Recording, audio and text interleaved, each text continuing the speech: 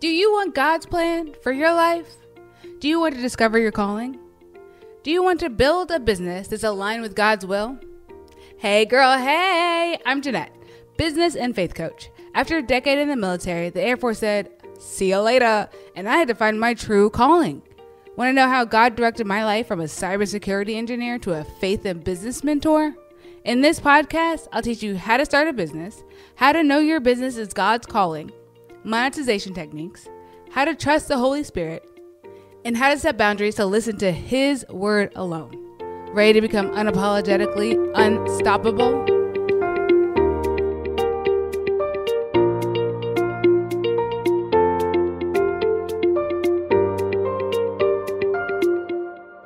Okay, Amy, thank you so much for being here. I'm so excited. I love LOL, and I'm glad that we hooked up through there because Brooke is a powerhouse anyways. And it's just great getting to know other women who are just like on fire for Jesus in a way that I didn't know was possible, because I thought that most Christians were just like this, like in a box Christian. And I love the like how she perpetrates this live out loud culture of like, no, I'm loud and unapologetic about Jesus. And that's just who I am. So take it or leave it. Yeah, I love it. I'm so glad we got connected. So I just love you already and I'm excited. So thanks for having me. Yeah. So please share with me your testimony. Like, how did you meet Jesus? Yeah. So I grew up in church, but really when I came to the revelation that I wanted to give him my life, I was in middle school at a retreat with my church. And so it's so funny, full circle. Now I'm working with our youth at our church, but partly I think God kind of gave me that revelation of like that. It's such a critical time in your life. And I really didn't have a really healthy family life going on at that time. And so I knew as a young child, I was desperate for some stability in my life. And so I think God just showed up and I'm so thankful, but I do believe that's why he showed up early in my middle school years during that time. And then I went to, I kept going to church, but I would say we weren't really living out the Christian life in my home, right? So it was almost like I grew up wanting and believing what I knew to be true after I made that decision, but we weren't really living that out. And then I went to college and, I always say if sinning wasn't fun, you weren't doing it right. Because I was having a lot of fun in college and sinning a lot. And then right after college, I took a job, went to corporate. And I remember thinking, oh my gosh, these are like adults and they're sinning a lot. Like I was so naive to think like, I just thought after college, let me get it all out of my system. And then after probably about a year or so into my corporate job, God intervened again. And I ran into a girlfriend from college who had actually started a Mary Kay business and had invited me to listen, all that. And again, I was working in corporate. I totally thought that was my route. But again, God intervened, had a different plan. Well, I didn't know that at the time, but it was a Christian company. And so their philosophy was, you should put God first in your life, family second, and career third. Well, at the time, I was, living work first, work second, work third, family 10th, God who. So this was like a foreign concept, but I was so inspired by these women, went away to just like a small kind of event, but they did this church service on Sunday and God was just totally in everything that they did. And that's kind of how I got brought back to Christ in my early 20s. And then I just was like, oh, this is like, I'm all in. Like, I'm all in. And so I would say since then, not that I haven't, been a sinner since then, of course, let's be real, but I have really wanted to follow after him and put him first in my life. And so I'm forever grateful, that I was surrounded by these women in Mary Kay who were living that out. I had never been around women who really did put God first in their life and really knew what that looked like. So that was where I learned how to have quiet time. And so I never saw that modeled. I never even heard church talk about it, even though I grew up in the church. But so it was in my early 20s that I really started, having quiet time every single day. And that's been just the most spiritual discipline I've had. And I'm just grateful I learned that early on. And I think everybody should have that spiritual discipline for sure. Do you do quiet time in the morning or at night or throughout your day? No, always in the morning. So before the kids get up, and there's been times where I will say that now in the season of life with the three kids, I still do it in the morning, but I almost do a second part after they get back from school most days of the week. So that, part of it is I feel like my first half is almost like worship and gratitude and journal and devotion and prayer. And then when I kind of get back with the kids, then I can get more in the word and do a little bit more of my reading in the Bible and that kind of thing. Yeah. I feel like if I just dedicate like one part of my day, it doesn't always work out. I like to have it throughout the day. Kind of like what you're saying. Like it's part of my life. It's not just like I have God and then I just go do whatever I want. It's God throughout the day walking with me. Yeah. Yeah. I think praying continuously, but I know for me, if I don't do it first thing in the morning, then I'm not going to go and be kind to my kids when I get them up or when I pour out. So yeah, that's for me why I really want to get up and get that time in first so that it just gives me that godly perspective throughout the day versus just waking up and kind of get going. So what made you step out and be like, all right, I am a Christian and I'm putting this first, not only like in your home, but like in your business too? Well, I had a mentor early on in Mary Kay that had said to me, take God as your business partner. And so really understanding what that looked like. So I learned that if I was just trying to do everything on my own, that I was going to be limited. And so really I started praying more selfish prayers. I was in my early 20s and that was my journey. Now I've grown in some wisdom and can pray differently, but really just, I think God is so great that he meets us where we are. And so he met me where I was. And so I have always been a big goal setter, a big dreamer, a visionary. And so I set really, really big goals. And my second year in the company, I broke a lot of records. And just that specific year, I had set goals. And I remember my dad saying to me, well, this would just be great if you hit this. This would still be amazing. And I'm like, Dad, don't doubt. And I just remember it was so cool because I knew that specific goal was going to be, there's no way I could do it. And so when I really I remember just submitting it to God and saying, God, I know I can't do this, but you can. And for whatever reason, I put my hand up not for whatever reason, I know why he used me because I did put my hand up and say, God, I want to be used. Please use me. I can remember the specific moment when I did that in my business and just say, use me however you want, but I'm here and I'm willing and I'm going to do it. Now I didn't just sit back and pray. I worked. Right. So my philosophy, Jeanette, has always been work like it all depends on you and pray like it all depends on God. And so that's what I did. And so when I reached that huge goal, knowing it was not because I saw things come together. I saw things happen that were supernatural. Like it was amazing. I'm like, oh my gosh, this is incredible. So I saw the supernatural. And then after that, I thought it just made me more on fire to want more women to understand that because I was a sinner, because I was like, wow, God used me. Even though I screwed up, even though I've done these things, he still used me in such a big way. And because I broke those records, it gave me a platform to speak and inspire and put me on stage, put me on platforms to speak into other people. And so it was just really cool to see how he did what he did. I am obsessed with that because I know that when we say God use me, it's never what we think that God is going to use us for. It's even bigger for me anyways. I've always been like, yes, God, use me however you want. Take me. And then he's like, oh, okay. Are you ready? Are you ready? And I'm like, Yeah. I don't know if I was actually ready for this, but let's go. Right. Yeah. That's the cool part. It turns like instead of being fearful of the future, like excited. It's like, hey, let's go, God. This, I heard someone once say it like this it's like, come take all my issues. Let's go, God. Like, come with me. It's like you don't have to. And I think so many women think that. It's like, no, God can't use you just when you're perfect and have it all together and everything's lining up. Just take your sins, take your issues, and God's like, let's do it. Like, let's go. Because honestly, then he gets the glory. Like if we think we're so great and, oh, I have this talent and I have this gift, it's like, yes, he's given you gifts and he wants you to use those gifts for his glory, but to recognize in your own strength, in your own ways, there's no way you're going to get this thing done. So again, it started from selfish motives of wanting to reach the goal and seeing him work. And then it turned to wow, I want everyone to know it doesn't matter what you have done. God, and gosh, just look at the Bible, all the stories stories in the Oh, Bible. yeah. I mean, right? I mean, he used anyone and everyone. So it's just, to me, it's like, who's willing, and God sees the heart. I mean, God knows, God sees the purity in our heart. So I've prayed for that many times, is God, give me pure motives.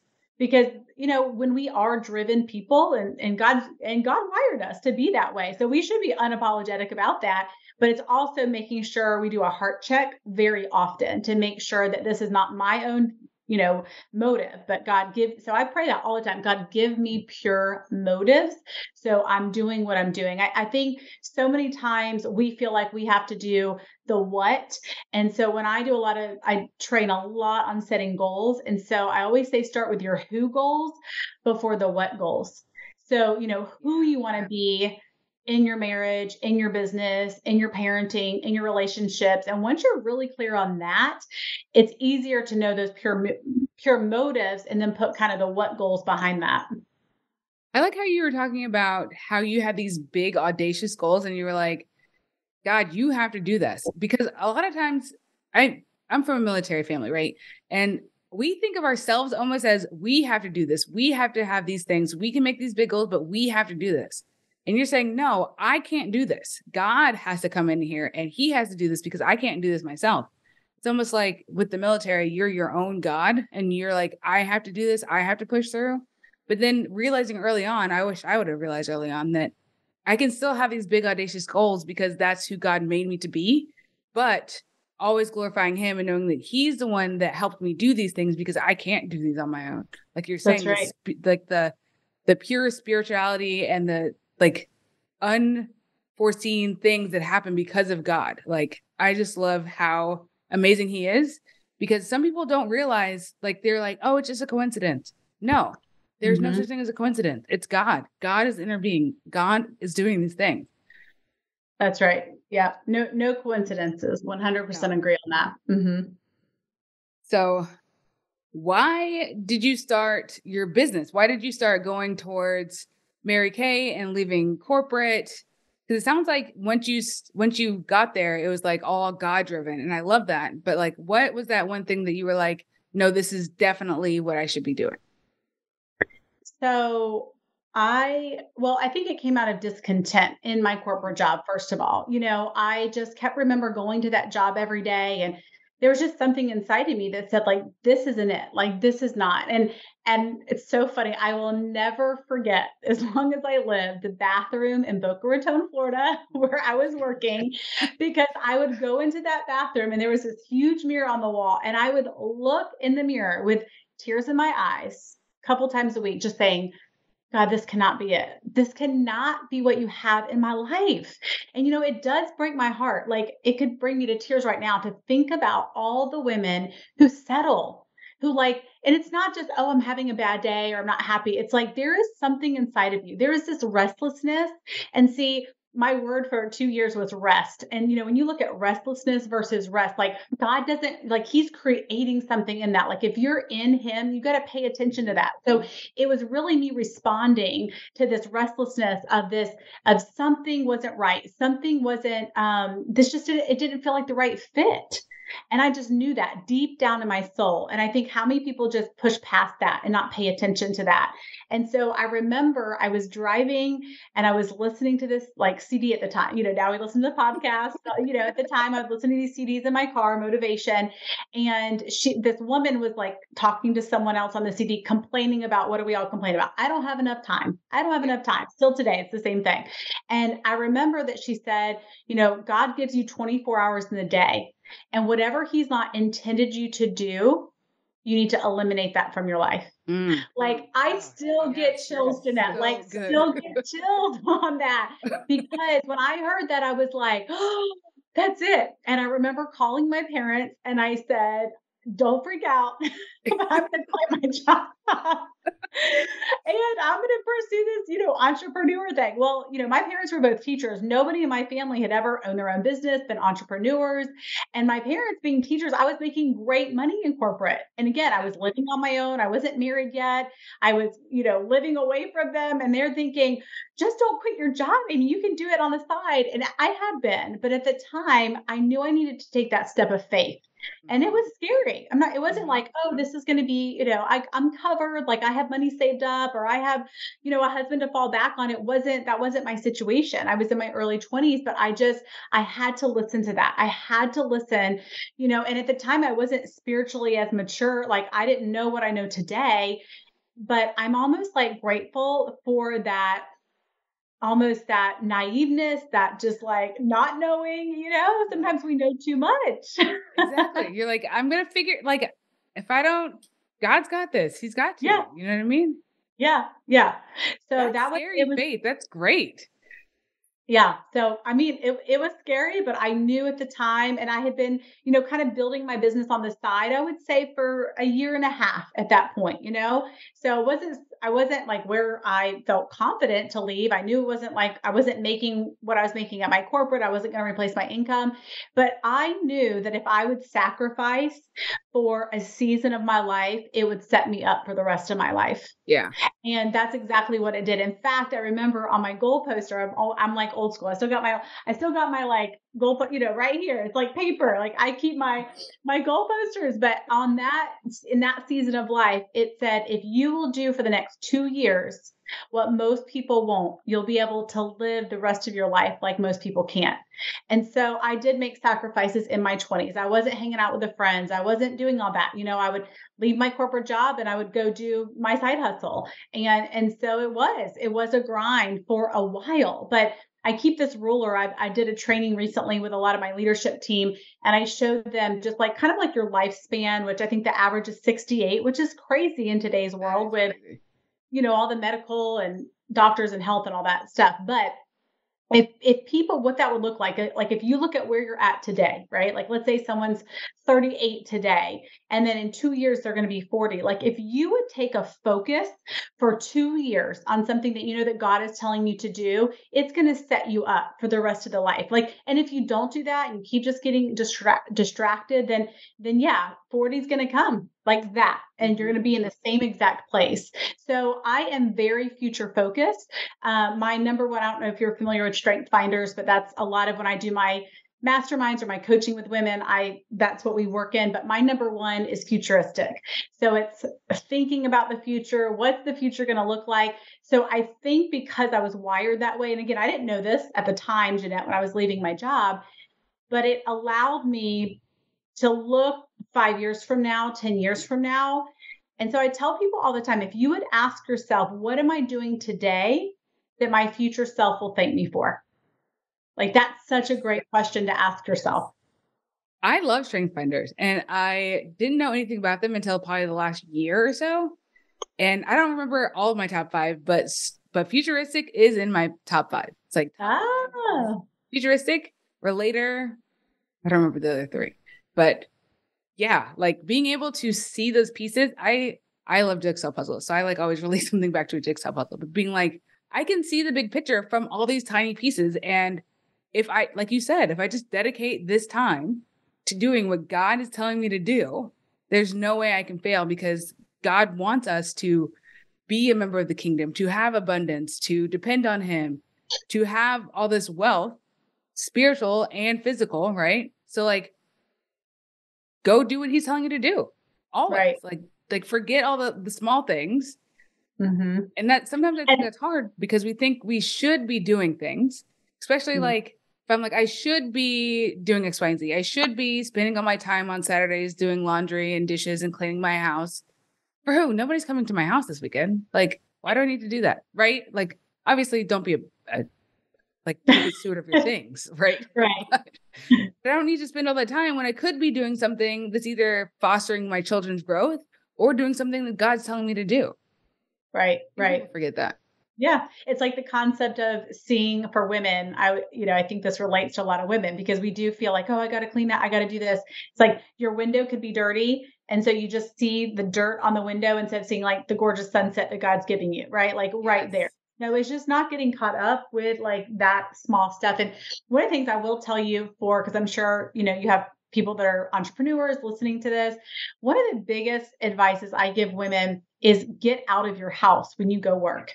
So I call it like my power hour, or the first two things on your to-do list should really be your most proactive, intentional thing. So just get out of your house and do those two things, like, which maybe will take you probably 1 to 2 hours. So if you could get out of your house, go sit at a coffee shop or a restaurant or a park, I don't care.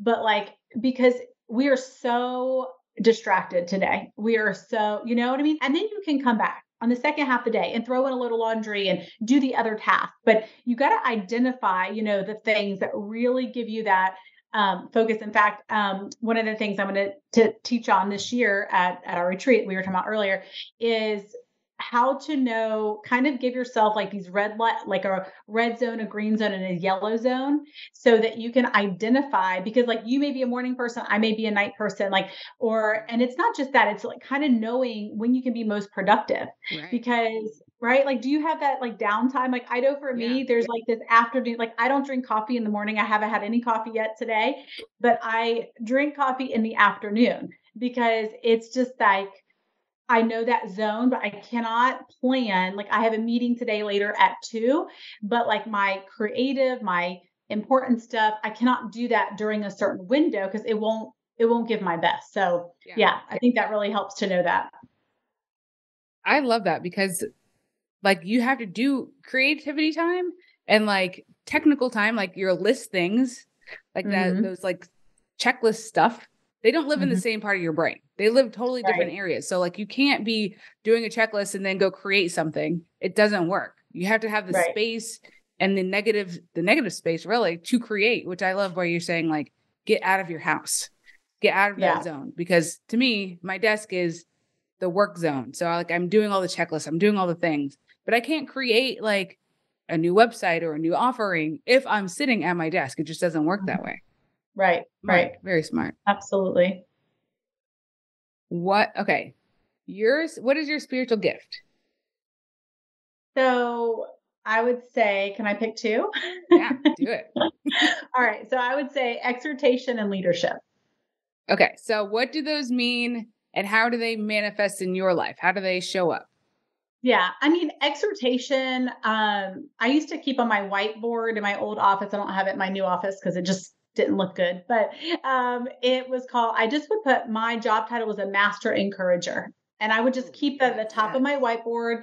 And that's what I was there to do. And so I definitely saw when I shifted in my leadership, when I went from just wanting to, tell people, not, just kind of like, I wanted them to succeed, but in my way, not in my way, but it was like, I knew how to get them to succeed. So I was so hungry to tell them.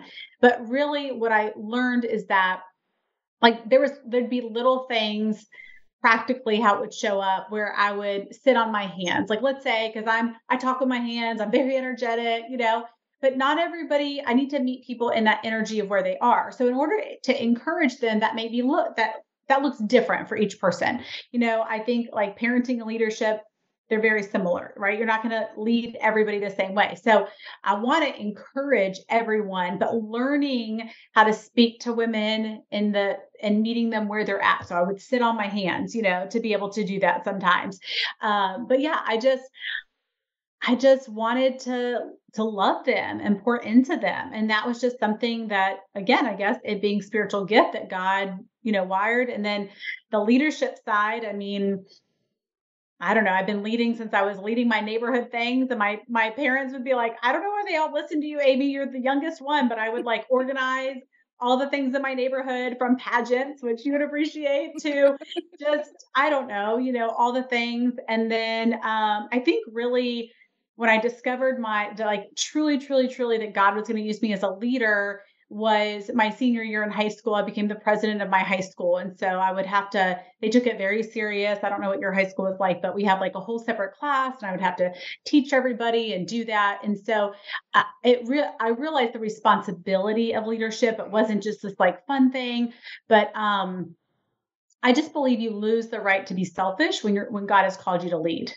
Absolutely. So I think I learned that at 17 years old. Like, hey, this is a calling and I get to do this. And not everybody is called to lead. I think we're all called to lead in some extent, right. But I knew, right, like we're all leaders at some extent. Like we all are leading somebody, but when I really knew that he put that inside of me, and leadership is influence. That's all it is. So I'm like, okay, if you've given me this, I want to use it for good, because there's good leaders and there's bad leaders, and you can influence for good or you can influence for bad. So I just was like, wow, I can really make a difference if I'm using this leadership gift well. Side note, my 20th anniversary from high school graduation is coming up. And I was just thinking like, man, like all of our class presidents are like planning that right now. Yes. Oh yeah. Yeah. Wow. And like, yeah, I feel like everybody is a leader in some way, right? Everybody's leading somebody, something. Even self-leadership is a big deal. Like you still have to lead yourself. And yeah, you're definitely a leader. I can tell, like, are you the oldest child? No, I'm the youngest. Really? So normally they say like the oldest child are like the ones that are leading. But Mhm. hey, get it, Mhm. girl. Well, and you know, it's funny. My son, who is the youngest, he has he has leadership too. I see it like in him. And I know tomorrow I have his awards for his end of the year. And I'm like secretly hoping he gets the leadership award. But I mean, it's so cool. And you would appreciate this, Jeanette, but his teacher, like several times, and even got like a little note just thanking for like a teacher appreciation gift. And I read it yesterday, but she's like, he's just a natural born leader. And she goes, Amy, he's like a little evangelist at school. Like you should see him just like talking about Jesus and all these things, and it's just been like, oh my gosh, that's so awesome. So I'm just like praying that God can use him again, like his Yes. leadership for good. Cause he is this like cute little, he has swagger. He's a little athlete, you know what I mean?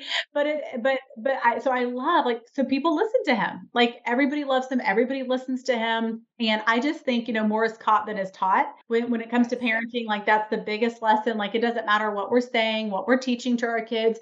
They're going to watch you. They're going to watch what you say, what you do, and they're going to repeat you like those little birds. And at a young age, it doesn't matter how young your kids are. And as you get older, you start to see it more and more. So just being able to really see that. But yeah, I think it's easier when you have gifts, it's easier to see those in other people, right? Like you and I both have futuristic. And so, because my son has leadership, I'm able to like see that in him. I think it's harder to lead people and parent children who are very different from you. That's where you really have to ask God for help. Yeah. Yeah. That's one thing that I pray over my children every day is like, Lord, help me figure out how to parent them for your glory. Whatever they have, like whatever gifts you've given them, whatever job they're supposed to do for your kingdom, Lord, help me figure out how to lead them well, because Yeah. that's all I want. That's all I want at the end of the day. Right. It might go against what I want for them, like my mom heart, right? Like my daughter is in competitive dance right now, and I'm like, be a ballerina, because I'm like such a dancer. But like, if that's not her thing, then that's not her thing. But I just want God to use her, whatever it is. If it's dance, if it's singing, if it's reading, I don't care what it is. I just want God to use her for his glory. Yeah. Last question. What is your favorite Bible verse and why? So can I share two? Yes. Okay. All right. I was going to see I love it because you're like, I'm going to not follow the rules. I'm going to do it. No, oh, wait, I was going to share that by now. Well, the reason I asked to share two was because one is my life. Do you have a life verse? I don't know if everybody has a life No. verse, but no, you don't have I've a, never okay. even heard of somebody saying they have a life verse. Really? Okay. Yeah. Well, yeah. So I don't know when it was, like probably just a couple years ago. I just declared like this was going to be my life verse. I don't know really why or how I decided that, but Jeremiah 29:11, for I know the plans I have for you, plans for prosperity, hope, and a future. And I think because, we all have strengths and we all have weaknesses. My weakness, Jeanette, is really to worry about the future. And that's where I struggle. That's where the enemy can kind of sneak in and get me, and or trying to figure it all out, wanting to know. And maybe that's the futuristic and wanting to know that future stuff. And I really have to work hard on just being present and trusting God, like really like trusting him. So he's taken me to a deeper level. And so that's my life verse, because I don't care what season I'm in, whether I'm my age now or when I'm in my 60s, 70s, whatever. Like I just want to believe. And so I don't know, it's probably, I would say, 7, 8 years ago when I just declared this as my life verse, but it was probably more like 3 or 4 years ago when I was journaling. And this is what I love about the word is you can read the same verses, but God will show you something new. Yeah. And so he really convicted me and said, okay, this is your favorite verse, right? But are you living like you believe it? Ooh. Yeah.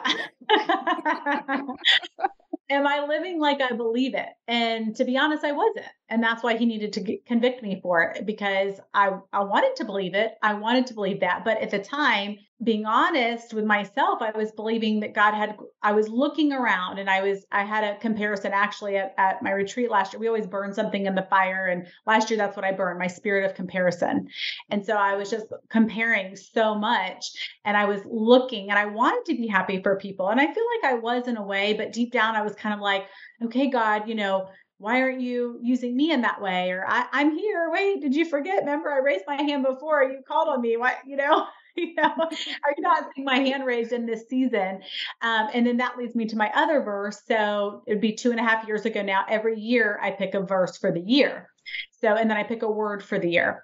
Well, my word, not this year. So I guess, again, 2.5 years ago was rest. And so my verse was Matthew 11, verse 28 through 30. So a couple verses, but that's where it's like, take my yoke upon you. It's light and not heavy. And so God really had to show me in that season, like what it looked like. And so when he first said rest, I didn't do it so well. I did not do it so well. And then the next year I'm praying and I think I was even fasting, like, okay, God, what's my word for this next year? Because it really is kind of a compass and direction for me. And I just remember like normally, and I thought he had given it to me months before, but again, there was that restlessness that I just couldn't settle in on it. And then all of a sudden he made it very clear. I mean, it was like the pastor talked about it, my devotion, my Bible study. I mean, it was like all over the place and it was rest again. So there, it's like, if we you didn't do it right. Let's do it again. So I've never picked had the same word twice in a year, but he really had to show me. And I remember I drew out like this visual of the oxen and like me and Jesus. And like, if I'm walking with him, if I'm really yoked with him, what does that look like? And it's not Amy trying to make it happen. And I remember during a fast that he gave me just this beautiful vision of like I was in this round room and God does speak to us in our dreams and our visions. And so in this vision, it was so crazy because he'd given me this vision before. And I thought, and it was like this round room with all these doors, like 8 doors in there. And I thought, okay, but God, which door am I going to open? And I remember the first time he gave me that vision thinking, but then he gave it to me again during the season. And he goes, no, you're not going to open the door. I will open the right door. So stop trying to choose out of these 8 doors, like, wait on me. So that was a big thing. I did not wait well. I had to learn how to wait well. I'm still learning how to wait well. But then he showed me, I will open the door. And then behind that door will be another door and another door. So some of my leaders gave me this beautiful like plaque and I keep it in my living room with that Matthew 11, 28, 30 verse, because I always, if God spoke to me that clearly in 2 years in a row, right. that I had learned that. And so I think a lot of people, when they hear rest, they think like, oh, I need a nap. I need a vacation. I need a spa day, which, hey, I love a good spa day. Don't get me wrong. But it's like, how do you have spiritual rest? How do you have spiritual rest? And what's so crazy is, my retreat that I do. I mean, that's really what we're doing is finding, what I think so many people settle for just like a little drop, like a spiritual drop, when it's like, no, God has a spiritual bucket, a spiritual waterfall. And that's what we do at the retreat is like, no, you're going to have a spiritual renewal. And so I think in that season, like he had to show me, what does that really look like for your soul to rest, for your spirit to rest, and know what it looks like to kind of be yoked in me and not trying to just do it in your own time. His time is always perfect. That's the hardest part, I think, is resting in him. Especially like, I feel like we have similar personalities and I am always like running, doing all these things. And like, we were coming up on a PCS maybe. And he was like, I was like, all right, well then I need to sell the house. I need to do this. I need to do this. And God was like, no, just wait. And I was like, okay, I will wait. I won't contact any more realtors because I want to sell my house now, but I will wait. That's like so hard to be like, yeah. Okay. But tell me more about this retreat. Tell me where we can find you. Tell me how we can sign up. Tell me the dates. Tell me all the details because it sounds amazing. Okay, awesome. So the website is www.refreshwomensretreat.com. Refreshwomensretreat.com. It is September 28th through October 1. So you basically come in on a Thursday, and then Friday, the first couple hours you have, I call it the silent retreat part of the retreat. And so when you register, we give you kind of just some God questions, I guess you could call them. And so you just go off with the Lord. And the setting, by the way, is just gorgeous. We stay, it's a boutique hotel. You're right on the water. So most of the rooms, you can hear the waves crashing at night and in the morning. I mean, it is just, when you think of Refresh, like I feel like they created this like hotel. Like the year we started it, they made it was like a brand new boutique hotel. It was crazy. Like, of course, that's God. But really, what it is, it's kind of a combination where you're getting time, you're hearing. There are speakers, so you'll have speakers. But what I found when I was creating this is so many times I would go and I'd hear great information from great people, but we all leave with good intentions to go kind of digest the information, and then we all have good intentions to apply it. But a lot of times we just come home to the crazy busy life and we don't have the space to do that. So the best way to describe this retreat is you get to press pause from your life. And I encourage people to just trust whoever's taking care of your kids so you can be fully there, present. And so after you hear someone speak, you have time. We give you kind of thought-provoking questions, how to apply it to your life. So right there on the spot, you're getting to figure out how you're going to take this and apply it to your life. And then we always have a lot of small group time. So you're at a table. So once you get there, you're with the same group of women as far as like throughout the weekend. And so then we also have discussion time with those other women. So that's kind of how it looks throughout it. So it's, we designed it like that because our intent, especially this year, the theme is you're created for a time such as this, Esther 4:14. So our prayer, we're praying every woman leaves knowing that God has an assignment for them right now. And what is that? And so when God speaks to us through his whisper, through other people, and through his word, so that's why we have time that you're going to hear from him. And so we have that time built in that you can go sit on the beach, sit by the pool. We have time for fellowship with other women. And then you have time to really digest yourself and journal. And we give everybody a journal and some other goodies when they get there and all that good stuff. But I just have to tell you, it's hard to explain, but the Holy Spirit shows up in incredible ways. And there's God-inspired ideas that come out of this weekend for every woman. And it is just, again, I can't take credit. It's the Holy Spirit shows up. And, but we are spiritually exhausted women more than ever. And so it really is that you get to go and you're going to leave feeling revived and renewed and just filled up spiritually. It's like, yes, we need our quiet time. We need those daily things. But when you get that spiritual waterfall over you, you're going to come home and you're just going to be more effective in your family and in your business. I love that. I am going to try and make it because I need that space to integrate all those things. And like you said, I don't have that. If I go to a conference, I come back and then it's back to the grind. And I just have a notebook full of good ideas that I'm not going to take any action on. Yeah. And in those side conversations, Jeanette, I've seen it so powerful, like other women, because, you're there with other women who are wanting to go deeper in their faith, but also have a calling on their life, that they want to do what God's calling them to do.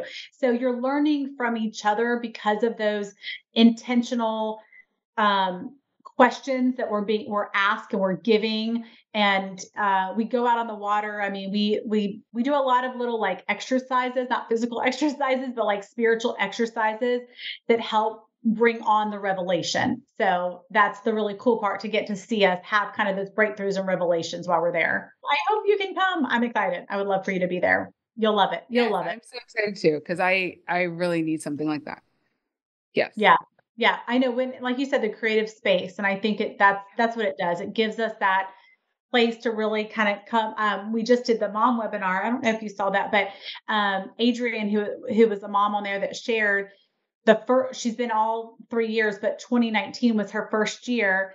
And her God idea, was to write this book. And so, in 2020, like that's what she did, from that, because of her pause. And so many times we're not pausing to hear what God is saying. And so that's really what it's about. I love that. I'm so glad that we got to do this interview because, like I said, Amy, you're a powerhouse. You have got it together, girl. Well, And if you guys are not watching Amy, you got to watch her stories because she does like incredible things and she's like a travel connoisseur. Like she's always going someplace. So I love watching those too because she's just so fun. Where can people find you on the internet? So Instagram, Facebook, YouTube. I'm trying to break into TikTok. I just haven't quite gotten there yet. But yeah, Amy Allgood 1 or just Amy Allgood. I mean, my last name's easy to remember. It's Allgood. ALLG. It's all good. I got my own song apparently. NC Hammer. Thank you. Oh, it's fun. It's fun. All right. Well, thank you and have a great day. Thank you, Jeanette. Wow, that was so good. So I know that you know somebody that also needs to hear that. So share this episode, leave a review.